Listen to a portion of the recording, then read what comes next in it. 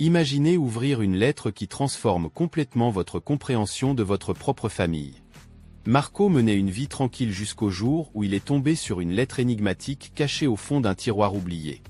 C'était de Giulia, la mère biologique de sa fille Chiara, et les mots écrits là-bas étaient plus que de simples lettres.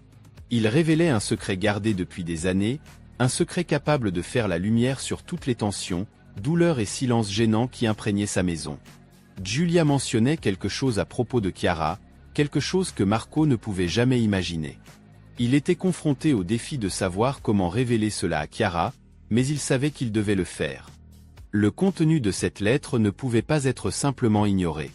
Marco, accompagné de sa femme Alessandro, s'apprêtait à entamer un voyage de découverte qui pourrait redéfinir leurs existences pour toujours. Et vous, comment réagiriez-vous en découvrant que votre fille possède un don spécial ? Que feriez-vous en réalisant que tout ce que vous avez vécu jusqu'à présent n'était que la surface d'une histoire beaucoup plus complexe ? Préparez-vous, car le voyage de Marco et Chiara ne fait que commencer, et les secrets qu'ils découvriront promettent de secouer leurs fondations. L'élégante enveloppe avec des détails complexes reposait sur la table du bureau comme un messager silencieux de bonheur. Marco, mon fils, était sur le point de se marier, et comme tout parent, il voulait que son jour spécial soit vraiment mémorable. J'ai décidé de lui offrir le mariage de ses rêves. Alessandro, viens voir ça, j'ai appelé ma femme, le deuxième amour de ma vie. Elle est entrée dans le bureau et ses yeux se sont illuminés en voyant l'invitation. Oh, Marco, c'est magnifique. Chiara l'adorera, s'exclama Alessandro avec un sourire chaleureux reflétant l'émotion qui remplissait la pièce. J'ai acquiescé, fier de la décision de parrainer le mariage. Chiara n'avait pas toujours eu un chemin facile et ce geste était ma façon de lui montrer que, malgré nos différences, je l'aimais beaucoup. Les semaines suivantes ont été un tourbillon de planification et de préparatifs, alors que nous travaillions main dans la main avec l'organisatrice de mariage, choisissant des lieux, sélectionnant des décorations et discutant de chaque détail complexe. Je ne pouvais pas m'empêcher de ressentir une grande attente. C'était un privilège pour un père de contribuer au bonheur de sa fille et j'étais déterminé à ce que ce soit inoubliable. Une nuit, je me suis assis avec Alessandro pour discuter des aspects financiers du grand événement. Nous avons de la chance d'être dans une position où nous pouvons faire cela pour elle, dis-je d'une voix à la fois joyeuse et responsable. Alessandro acquiesça avec les yeux pleins de compréhension. C'est un geste magnifique, Marco. Chiara l'appréciera plus que tu ne le crois. Je ne savais pas que cet acte d'amour serait bientôt éclipsé par la tempête qui m'attendait, une tempête alimentée par des émotions qui couvaient depuis des années sous la surface. Au fil des jours, un sentiment d'inquiétude s'est emparé de moi. Quelque chose clochait et je ne pouvais me débarrasser de la suspicion persistante que les actions de Chiara cachaient quelque chose de plus que ce qu'il semblait à première vue. À la recherche de clarté, j'ai décidé de contacter l'organisatrice de mariage dans l'espoir qu'elle me donne un indice sur la liste des invités. Bonjour, Monsieur Marco, m'a salué l'organisatrice de mariage au téléphone. Comment puis-je vous aider aujourd'hui ? J'ai passé en revue quelques détails du mariage de Chiara, ai-je commencé avec prudence et j'ai remarqué que ma femme et moi ne sommes pas sur la liste des invités. Y a-t-il une raison à cela ? Il y eut une pause momentanée avant que l'organisatrice de mariage ne réponde. Je vous demande pardon, Monsieur Marco. Apparemment, Chiara m'a donné des instructions pour vous exclure, vous et votre femme, de la liste des invités. Elle m'a demandé de ne partager cette information avec personne. Mon cœur se serra. Nous exclure ? Mais nous sommes les sponsors de tout l'événement. Est-ce une sorte d'erreur ? Je vous assure, monsieur, expliqua l'organisatrice de mariage. J'ai suivi les instructions explicites de Chiara. Elle ne voulait aucune communication sur la liste des invités avec vous ou votre femme.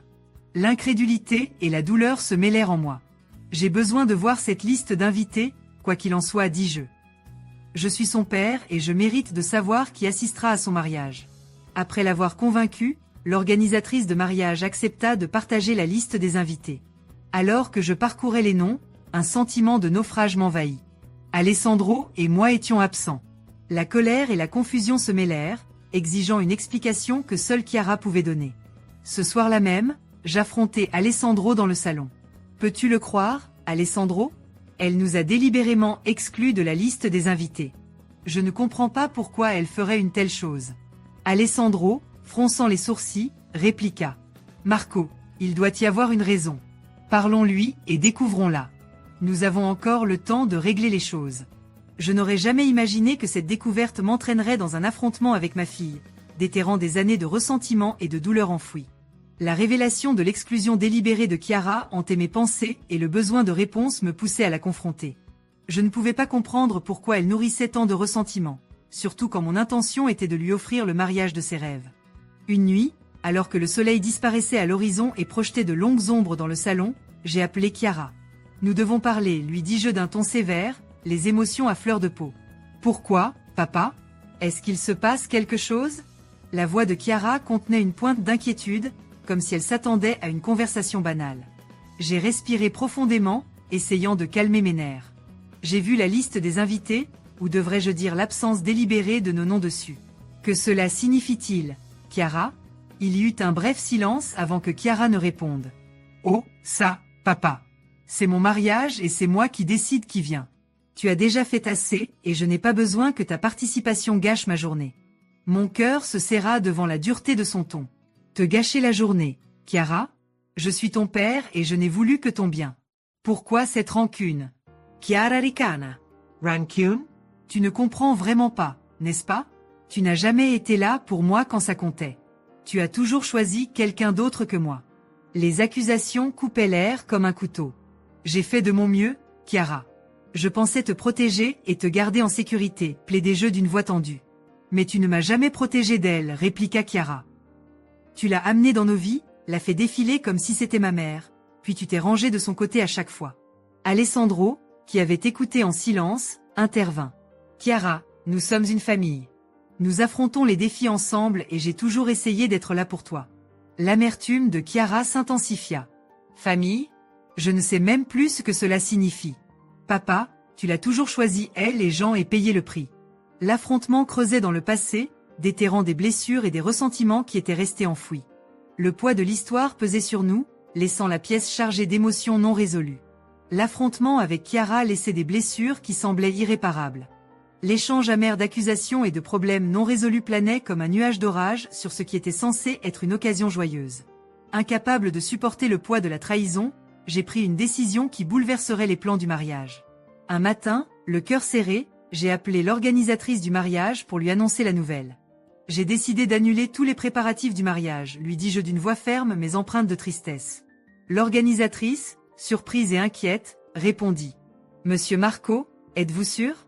Cela causera d'importants désagréments et peut avoir des conséquences économiques. Je suis conscient des conséquences, mais je ne peux pas continuer en sachant que ma fille nous a délibérément exclus, ma femme et moi, de son jour spécial.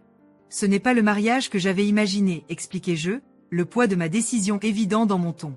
Au fur et à mesure que la nouvelle de l'annulation se répandait, le chaos se déchaînait. Les fournisseurs, les décorateurs et les services de restauration étaient désorganisés, essayant de sauver ce qu'ils pouvaient. Le lieu, qui avait été décoré pour une célébration, restait maintenant silencieux, témoignant de rêves brisés. Ce même jour, Alessandro et moi nous sommes assis dans le salon silencieux, contemplant les répercussions de ma décision. Alessandro brisa le silence d'une voix empreinte d'empathie. « Marco, je comprends la douleur que tu ressens, mais crois-tu que annuler tout le mariage était la bonne décision ?» J'ai soupiré. Le fardeau pesait sur mes épaules. « Alessandro, je ne peux pas célébrer un jour qui devait être joyeux en sachant que je ne suis pas le bienvenu. C'est amer, mais c'est la seule façon pour moi d'exprimer ma douleur et ma déception. » Au fil des jours, la nouvelle de l'annulation du mariage est parvenue à Chiara. Le téléphone a sonné et j'ai hésité avant de répondre. La voix de Chiara, mêlant frustration et incrédulité, a résonné dans le combiné. « Papa, qu'as-tu fait ? Tu as tout gâché. » « Je n'ai rien gâché, Chiara. Le mariage devait être une célébration de l'amour et de la famille. Je ne peux pas en faire partie si tu ne veux pas de moi, ai-je répondu, la voix teintée de tristesse. La décision d'annuler les préparatifs du mariage a été choquante, mais elle m'a semblé être la seule façon d'exprimer ma douleur. Je n'anticipais pas les conséquences de mon choix, ni que j'ouvrais la porte à un nouveau chapitre inconnu dans notre relation compliquée. Les répercussions de l'annulation du mariage se sont répandues dans toute notre maison. Ce qui était autrefois un endroit rempli de joie et d'excitation pour le grand jour s'est transformé en une atmosphère sombre, reflet de la douleur et de la discorde qui nous séparaient désormais. Une nuit, assise dans le salon, Christina a abordé avec tact le sujet qui me pesait. « Marco, je peux voir la douleur dans tes yeux. Était-ce la bonne décision d'annuler le mariage ?» J'ai soupiré, luttant avec mes propres sentiments. « Alessandro, je ne peux pas participer à une célébration censée être joyeuse quand je sens que je ne suis pas le bienvenu. Ce n'est pas seulement à propos du mariage, c'est à propos de l'exclusion douloureuse de Chiara. Les jours passaient dans un brouillard d'introspection et de regrets. Les souvenirs des mots durs de Chiara résonnaient constamment, et chacun d'eux était plus percutant que le précédent. Alors que la réalité de notre relation tendue s'installait, je me demandais si j'avais pris la bonne décision en annulant le mariage. Un matin, le téléphone a sonné à nouveau, et mon cœur a fait un bond avant que je réponde. La voix de Chiara, pleine de frustration et de désespoir, a rempli la pièce. « Papa, nous devons parler. Ça ne peut pas continuer comme ça. » J'ai respiré profondément, me préparant à une conversation qui pourrait nous rapprocher ou nous éloigner davantage. « Chiara, je suis prêt à parler, mais nous devons aborder les problèmes sous-jacents. Ton exclusion délibérée m'a blessé plus que tu ne peux l'imaginer. » La réponse de Chiara était un mélange de défense et de vulnérabilité. « Papa, tu ne comprends pas ce que j'ai traversé. J'ai porté cette douleur pendant des années et je pensais que le mariage serait un nouveau départ, mais l'annulation n'a fait qu'aggraver les choses. » La conversation était chargée d'émotions, reflétant les profondes blessures que nous portions tous les deux. L'ombre du mariage planait sur nous, et il était évident que quelque chose devait changer.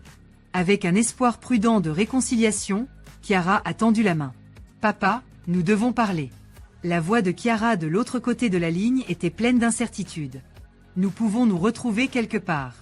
Je pense qu'il est temps d'éclaircir les choses. » J'ai accepté de la rencontrer dans un café tranquille, loin des souvenirs de nos affrontements passés. En entrant, j'ai vu Chiara seule à une table, avec un regard rempli d'appréhension et de remords. « Merci d'être venu, papa, dit-elle, évitant mon regard. J'ai beaucoup réfléchi et je réalise que les choses ont été trop loin. Je n'ai jamais voulu que le mariage se termine ainsi. » Je me suis assis en face d'elle, sentant la tension dans l'air. « Chiara, annuler le mariage était une mesure extrême, mais ton exclusion délibérée m'a profondément blessée. Que ai-je fait pour mériter un tel niveau de ressentiment de la part de ma propre fille ?» Le regard de Chiara rencontra enfin le mien. « Papa, cela va au-delà du mariage. C'est à propos de toutes ces fois où j'ai senti que tu choisissais quelqu'un d'autre que moi. Tu as amené Alessandro dans nos vies et j'ai senti que tu m'abandonnais. J'ai acquiescé, comprenant la douleur dans ses mots. Je n'ai jamais voulu que tu te sentes ainsi, Chiara. Alessandro est ma femme et je pensais que nous pourrions être une famille. Je n'avais aucune idée que cela te causerait autant de douleur. » La conversation a évolué, et nous avons tous deux commencé à démêler nos ressentiments et nos peurs. Alors que les couches de non-dit s'effaçaient, j'ai commencé à comprendre la profondeur de la douleur de Chiara. Ce n'était pas seulement à propos du mariage, c'était des années de se sentir abandonnée et incomprise. Alessandro, qui m'accompagnait à la réunion, a intervenu. « Chiara, nous sommes une famille. Je n'ai jamais essayé de remplacer ta mère.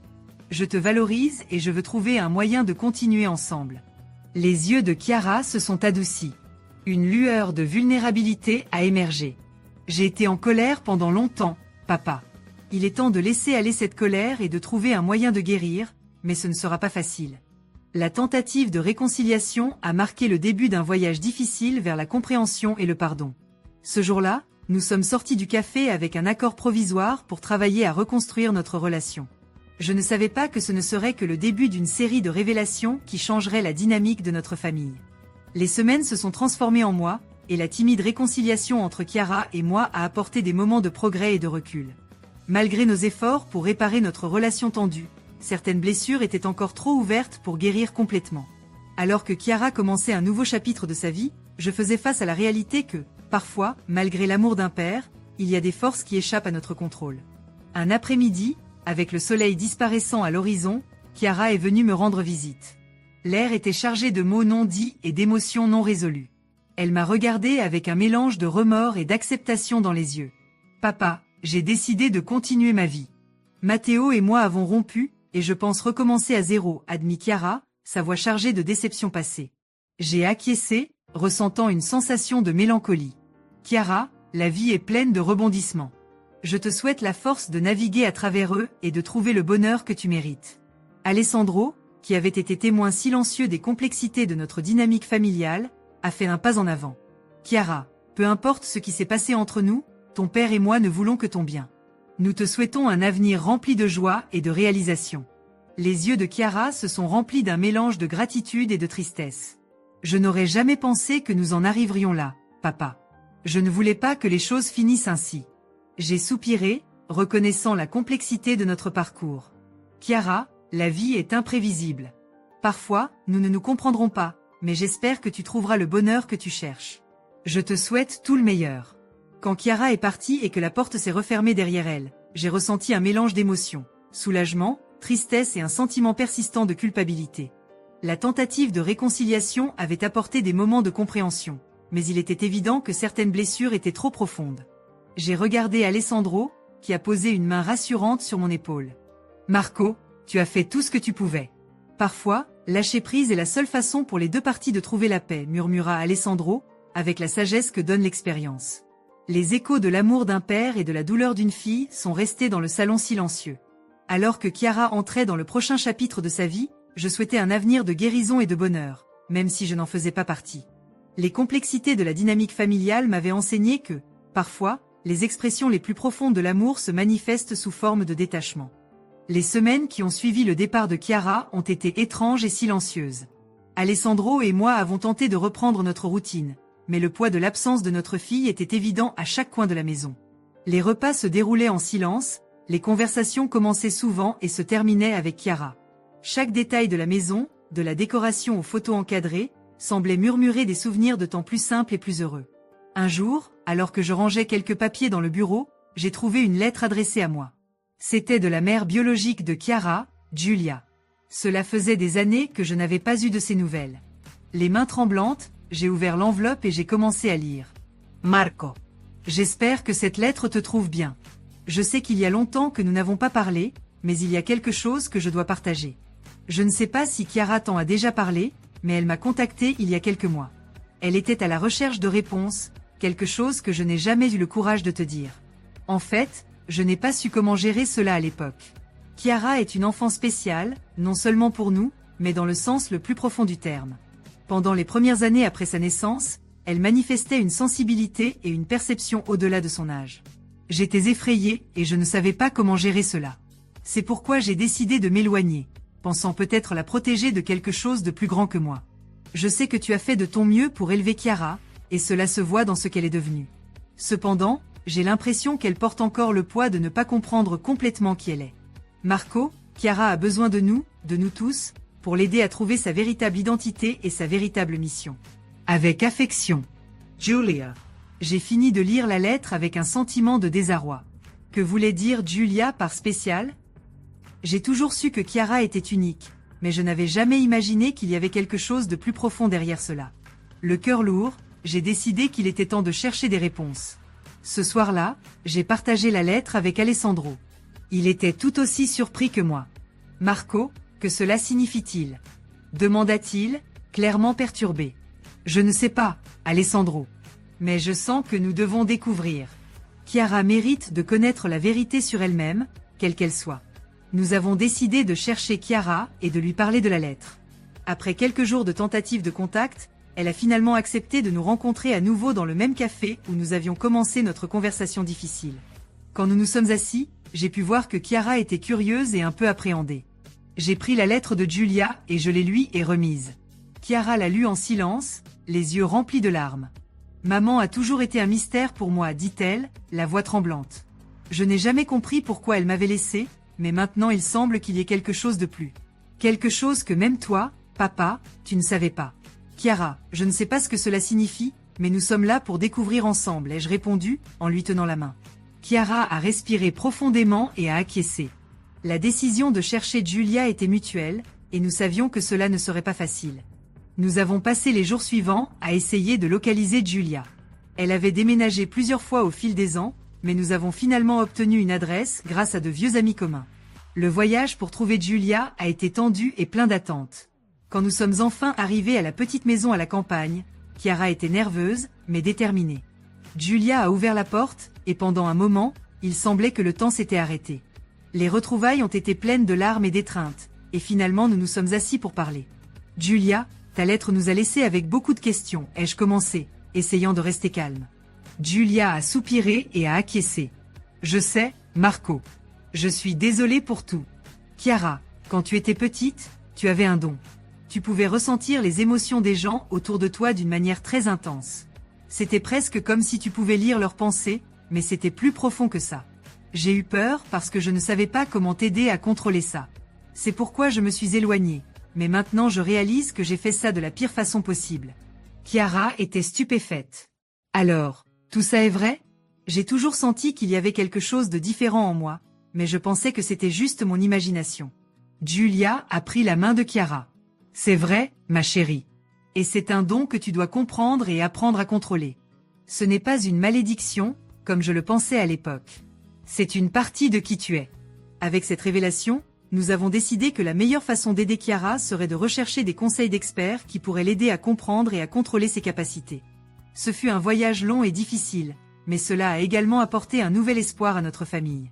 Des mois ont passé, et Chiara a commencé à apprendre à gérer ses capacités. Elle a trouvé un mentor qui l'a aidé à mieux comprendre sa sensibilité émotionnelle.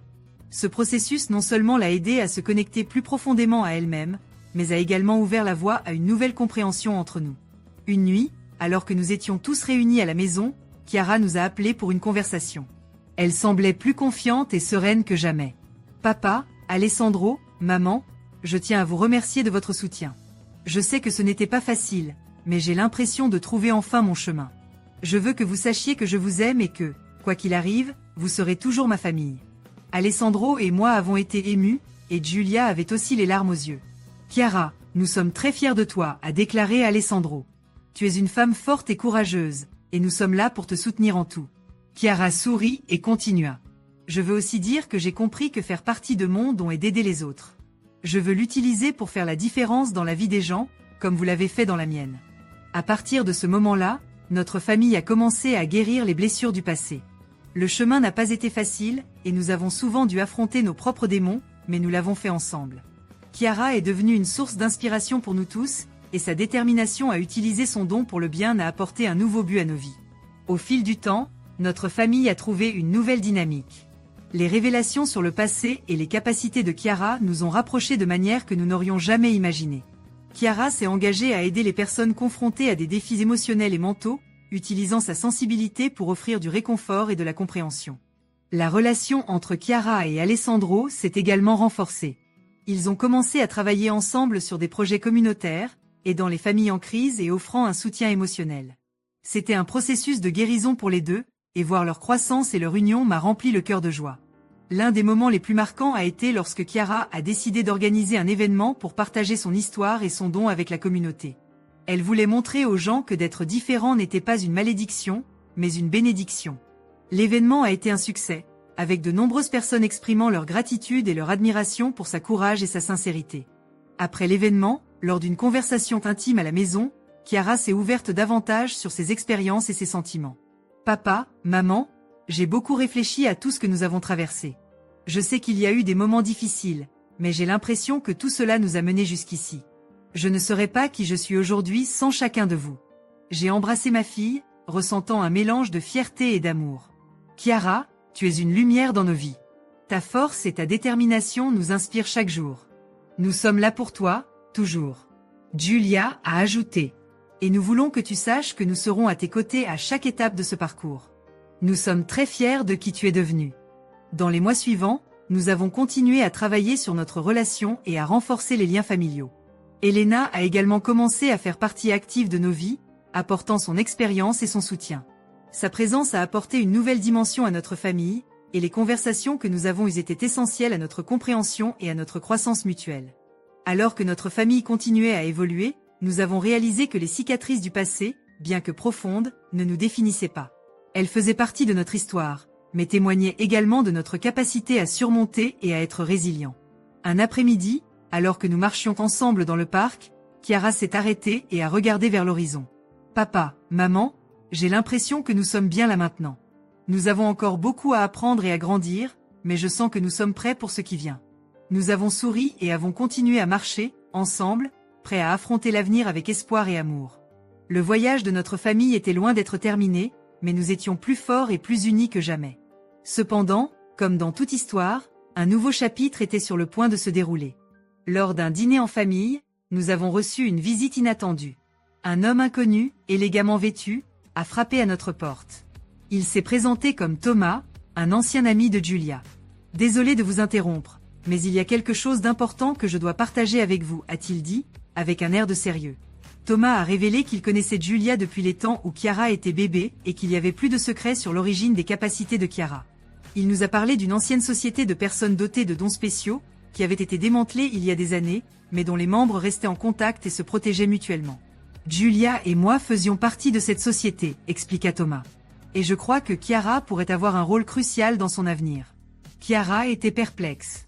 Que cela signifie-t-il pour moi? Thomas Surratt, Restaurant. Cela signifie que tu as le choix. Tu peux continuer à vivre ta vie normalement ou tu peux explorer davantage tes capacités et comment elles peuvent aider les autres. Mais sache que, quel que soit le chemin que tu choisis, tu ne seras jamais seul. Cette nouvelle révélation a suscité un mélange d'anxiété et de curiosité. Nous savions que le voyage de Chiara était loin d'être terminé et que de nouveaux défis et découvertes nous attendaient. Mais en tant que famille, nous étions prêts à affronter tout cela, ensemble. Alors que nous nous préparions à ce qui allait suivre, nous savions que, quel que soit l'avenir réservé, l'amour et l'unité que nous partagions nous guideraient à travers toutes les tempêtes. L'histoire de Marco, Chiara et Alessandro nous invite à réfléchir sur la véritable signification de la famille, du pardon et de la complexité des relations humaines. Après des mois de tentatives de réconciliation, de désaccords et de révélations douloureuses, il est temps de faire un pas en avant et de clore ce chapitre tumultueux. Après avoir découvert le secret caché dans la lettre de Julia, Marco se retrouva dans une situation difficile. Comment pourrait-il partager avec Chiara quelque chose qui pourrait changer pour toujours sa perception de sa vie et de sa famille?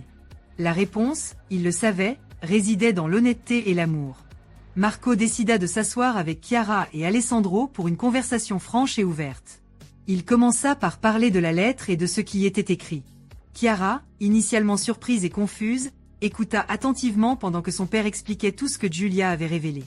Chiara, tu as toujours été spéciale, dit Marco, tenant les mains de sa fille. Cette lettre de ta mère biologique mentionne que tu as un don, quelque chose qu'elle croyait être unique et important. Elle a écrit qu'elle ne voulait pas que tu le saches parce qu'elle pensait que cela pourrait te submerger, mais maintenant je vois que la vérité est toujours la meilleure voie. Chiara resta silencieuse un moment, digérant les paroles de son père. Puis, les larmes aux yeux, elle dit « Papa, peu importe ce que ce don est, ce qui compte, c'est que toi et Alessandro avez toujours été là pour moi. Je sais que notre relation a été difficile, mais je veux que vous sachiez que je vous aime et que je veux surmonter cela ensemble. » Alessandro, qui était resté silencieux, parla enfin. « Chiara, j'ai toujours essayé d'être un bon beau-père pour toi, mais je sais que j'ai commis des erreurs. Utilisons cette révélation comme une chance de recommencer, de guérir nos blessures et d'être la famille que nous avons toujours voulu être. » Cette histoire nous enseigne plusieurs leçons précieuses. Tout d'abord, l'importance de l'honnêteté et de la communication. Souvent, nous évitons de partager des choses importantes de peur de la réaction des personnes que nous aimons, mais la vérité finit toujours par éclater au grand jour. Il vaut mieux être honnête dès le début et affronter les difficultés ensemble. Deuxièmement, nous apprenons sur le pouvoir du pardon. Marco, Chiara et Alessandro ont dû apprendre à se pardonner mutuellement et à se pardonner pour leurs erreurs passées. Le pardon est un processus difficile, mais essentiel pour la guérison et la construction de relations plus solides. Enfin, l'histoire nous rappelle que toutes les familles ont leurs difficultés et leurs défis. Ce qui importe vraiment, c'est l'amour et l'engagement à travailler ensemble pour surmonter ces obstacles. Chaque famille est unique, mais les principes d'amour, de pardon et de communication sont universels. Si vous avez aimé cette histoire, n'oubliez pas de liker et de vous abonner à la chaîne Histoire de la vie pour plus d'histoires émouvantes et inspirantes comme celle-ci. Nous voulons connaître vos pensées. Laissez un commentaire ci-dessous sur ce que vous avez pensé de cette histoire et quelles leçons vous en avez tirées. Partagez votre propre histoire de résilience et de réconciliation familiale avec nous. Maintenant, en exploitant le thème de l'amour inconditionnel et de la réconciliation, parlons du plus grand amour qui existe, l'amour de Dieu. Dans Jean 3h16, la Bible nous dit « Car Dieu a tant aimé le monde qu'il a donné son Fils unique, afin que quiconque croit en lui ne périsse point, mais qu'il ait la vie éternelle. » Ce verset est l'un des plus connus et des plus aimés de la Bible car il résume l'essence de l'évangile chrétien. Dieu nous aime tellement qu'il a envoyé son seul Fils, Jésus-Christ, pour mourir pour nos péchés. C'est le plus grand acte d'amour et de sacrifice que l'humanité ait jamais connu. Tout comme Marco, Chiara et Alessandro ont eu besoin d'un nouveau départ, Dieu nous offre un nouveau départ à travers Jésus-Christ. Peu importe à quel point nous nous sommes éloignés ou combien d'erreurs nous avons commises, Dieu est toujours prêt à nous pardonner et à nous accueillir à nouveau dans ses bras aimants. Si vous n'avez pas encore accepté Jésus-Christ comme votre sauveur, aujourd'hui peut être le jour de votre décision. Accepter Jésus, c'est reconnaître que nous sommes pécheurs, que nous avons besoin de pardon et que Jésus est mort pour nos péchés pour nous donner la vie éternelle. C'est un acte de foi et de soumission à l'amour inconditionnel de Dieu. Si vous voulez accepter Jésus aujourd'hui, faites cette prière avec sincérité. Seigneur Dieu, je reconnais que je suis un pécheur et que j'ai besoin de ton pardon. Je crois que Jésus-Christ est ton Fils et qu'il est mort pour mes péchés et qu'il est ressuscité pour me donner la vie éternelle. Je te prie, Seigneur Jésus, entre dans mon cœur, sois mon Sauveur et le Seigneur de ma vie. Aide-moi à vivre pour toi et à suivre tes voies. Au nom de Jésus, Amen. Si vous avez fait cette prière, félicitations. Vous avez fait le premier pas vers une nouvelle vie en Christ. Cherchez une église près de chez vous où vous pourrez grandir dans votre foi et trouver le soutien d'autres chrétiens. L'histoire de Marco, Chiara et Alessandro est un puissant rappel que la vie est pleine de hauts et de bas, mais avec amour, pardon et foi, nous pouvons surmonter n'importe quel défi. Et plus important encore, c'est un reflet de l'amour de Dieu pour nous, un amour qui ne connaît pas de limites et qui est toujours prêt à nous accueillir à nouveau, quelles que soient nos failles. Continuez à nous suivre sur la chaîne Histoire de la vie pour plus d'histoires inspirantes et transformantes. Si vous avez aimé cette histoire, partagez-la avec vos amis et votre famille pour qu'ils puissent également être touchés par ce message d'espoir et d'amour. À la prochaine!